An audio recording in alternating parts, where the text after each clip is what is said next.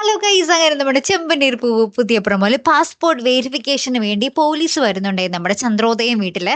അത് കഴിഞ്ഞ് പോലീസ് തിരികെ പോരുന്ന സമയത്ത് കൃത്യമായിട്ട് നമ്മുടെ വീരാനിക്ക അവിടെ എത്തുകയാണ്. അപ്പൊ വീരാനിക്കയെ കണ്ടിട്ട് ഈ പോലീസുകാരൻ എവിടെയോ കണ്ട് പരിചയമുണ്ടല്ലോ എന്നൊക്കെ പറയുകയാണ്. വീരാനിക്ക എന്തൊക്കെയോ പറഞ്ഞ് തടി തപ്പി രക്ഷപ്പെട്ട് അവിടെ നിന്ന് പോരുന്നുണ്ട്. ശേഷം നമ്മുടെ രവീന്ദ്രൻ അച്ഛനോട് പറയുകയാണ്, എൻ്റെ പൊന്ന് രവിയേട്ടാ, എങ്ങനെ ഞാൻ ഈ വാർത്ത ശ്രുതിമോൾ അറിയിക്കുമെന്നും പറഞ്ഞിട്ട് ആ നെഞ്ച് തകർക്കുന്ന വാർത്ത പ്രേക്ഷകരെ അറിയിക്കുകയാണ്. എന്താണത്?